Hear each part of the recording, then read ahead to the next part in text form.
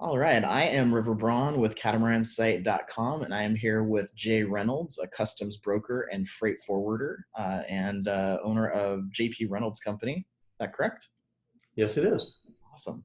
So we're going to talk a little bit about foreign flagged and foreign registered vessels and what it means to potential purchasers and what needs to happen if you're either buying or selling a catamaran that may have been overseas. So let's get to it. All right, Jay. So I am a U.S. citizen and I want to buy a catamaran that is, let's say, in, I don't know, somewhere in the Caribbean. Okay. And it's Caribbean flagged, and I want to bring it back to the United States. What do I need to be concerned about as a purchaser?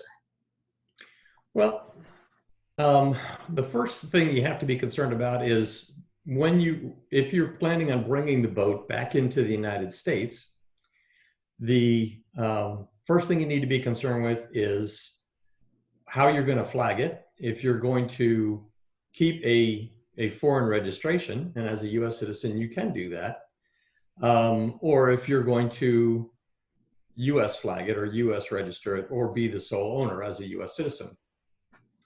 So if the boat is going to be foreign registered when it comes into the United States, you're not required to import the boat under that foreign registration, as long as you intend to use it for pleasure cruising only.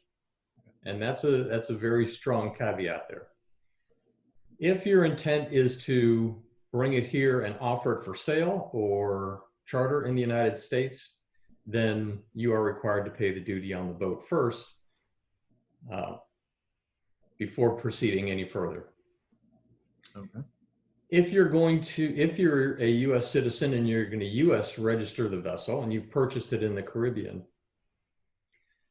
and you're bringing it to the United States, when the boat arrives here in the United States, like anything else a U.S. citizen purchases goods overseas, the first time it hits the United States, it is dutiable, and you are required to pay the duty on the boat.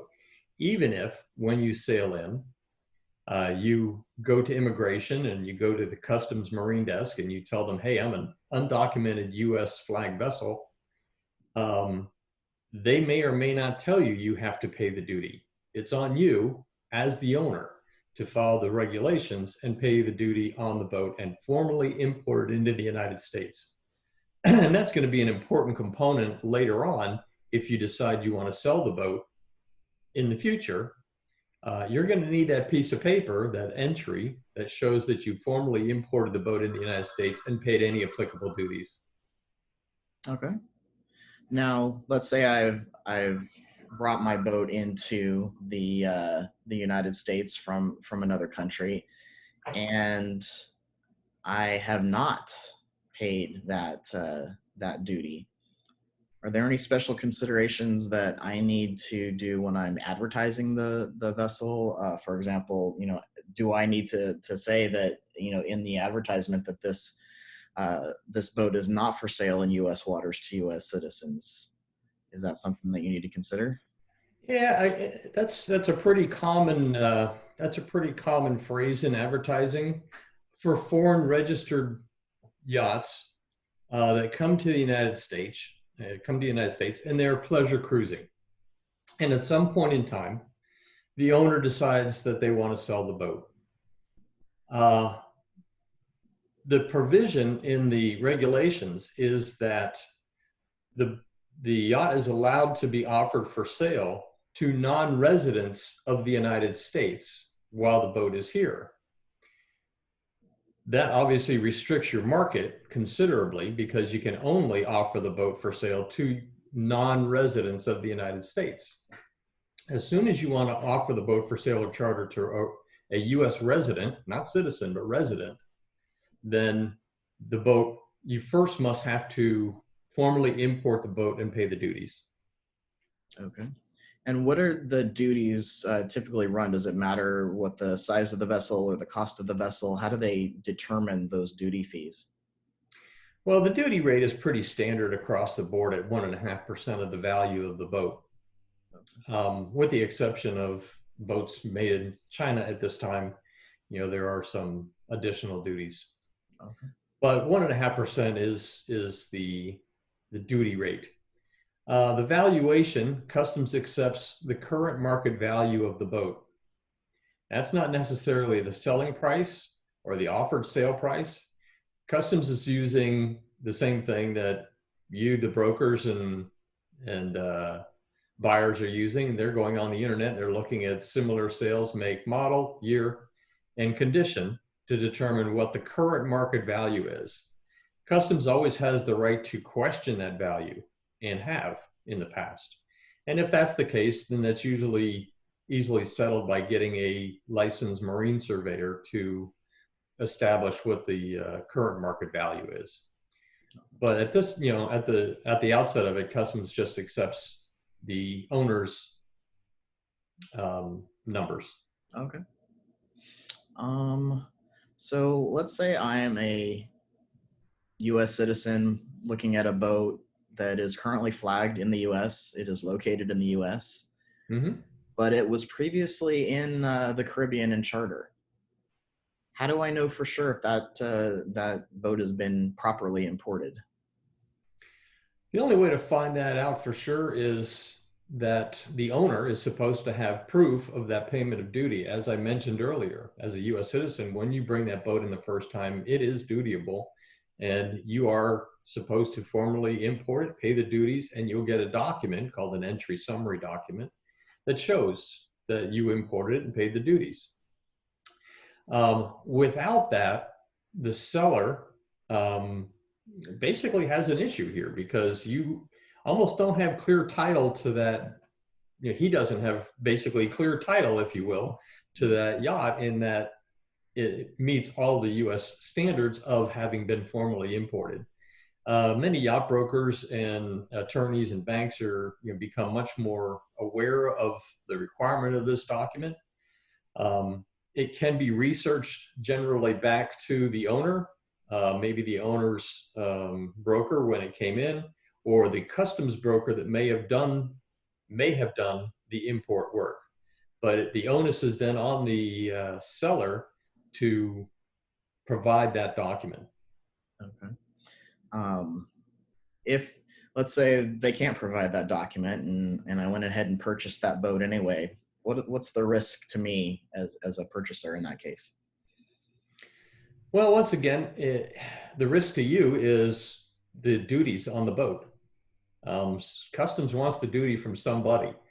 And, in order for you to be legal, that boat has to be duty paid. So before the sale, I would go to the seller and say, hey, you have a responsibility here to formally import this boat and show that you paid the duties on this boat. And then we can talk about the sale. If you've gone ahead and already made the sale and it went through, which I would be surprised at, but it could happen, then my advice would be that you then formally import that boat and pay the duties so that you have proof of payment of duty, just in case customs questions it.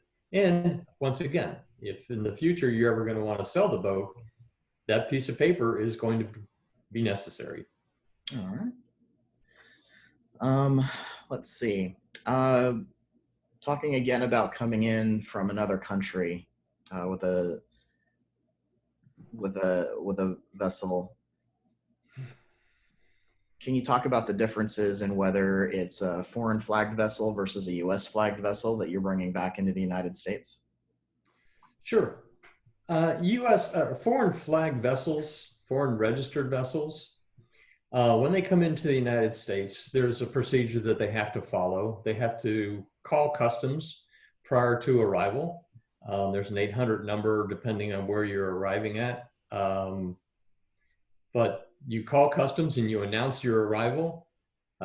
You then have to go to immigration, and you have to go to the U.S. Customs Marine desk at the port that you've arrived at. And the purpose of the Marine desk is because as a foreign registered vessel, you fall under the jurisdiction of the Marine desk regulations that allows foreign registered yachts to sail the U.S. waters without payment of duty up front until, for pleasure cruising. And you also have the ability, depending on your circumstances, to request what's called a cruising permit. And as a foreign registered yacht under with certain registrations, and most of the Caribbean ones are included, you can request a cruising permit for pleasure cruising to cruise the U.S. waters. And that lasts for a year, but it's renewable every year until such time as you want to either take it out of the United States or pay duties on the boat to offer it for sale or charter. If you're a U.S. buyer and the boat is going to be U.S. owned by a company, a U.S. person or company, and it arrives into the United States, you're considered an undocumented U.S. flag vessel until you actually get a U.S. Registration from Coast Guard.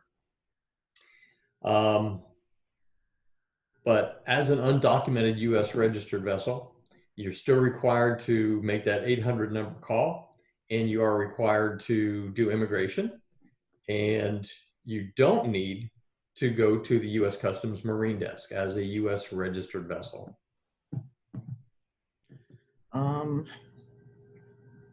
Is there anything that I haven't asked you that you would caution new purchasers or new sellers on with bringing foreign flagged vessels into the United States? Not really. I don't. There's. I mean, that's a very. This is a very general conversation. Obviously, one thing I've learned over these many years is that every vessel purchase, every owner, every yacht is different in documentation and what they want, what they have. I highly recommend that you contact a customs broker like myself to discuss it prior to arrival into the United States, just to find out what your options are. Size makes a difference in what some of the options are for import. There are other arrangements that can be made that don't require payment of duty up front, depending on the circumstances. So, yeah, I would strongly suggest contacting a customs broker, particularly if you've made a purchase or prior to making that purchase. What's going to happen when I get here? What kind of paperwork do I need? What is it that I'm going to be faced with in costs? And, how can I make this process as simple and as smooth as possible? And so, do you normally work with buyers or sellers, or kind of equally both? Actually, both. Most of the time, it's with the seller because the seller is the one with the liability in the United States. If the purchase is being made foreign, it's obviously with the buyer. The buyer is going to make this purchase foreign, and that automatically makes the boat dutiable at some point, or it requires an entry at some point. If the boat was manufactured in the United States, it may be non-dutiable, but you're still required to do all this process to formally bring it into the things belonging to the United States. Awesome. Sounds like you provide a pretty decent service for people just to keep them out of trouble. Oh, we try. Like I said, it's I love this part of the business because every single one of these is unique in their sale. There are some very general, possibilities and probabilities, but every single one of the paperwork and the documentation and the circumstances are unique. So yeah, we welcome it. It's fun. Awesome. Well, how would somebody contact you if they wanted to get a hold of you? Well, we have a website, www.jpreynolds.com, jpreynolds.com. Or you can call me at 954-522-3763, or email me at j@jpreynolds.com. Fantastic. Thank you so much for your time, Jay. I really appreciate it. Again, I am River Braun with catamaransight.com, and it was great talking to you. Thank you, River. It's been great. I enjoyed it. All right. Take care. Thanks.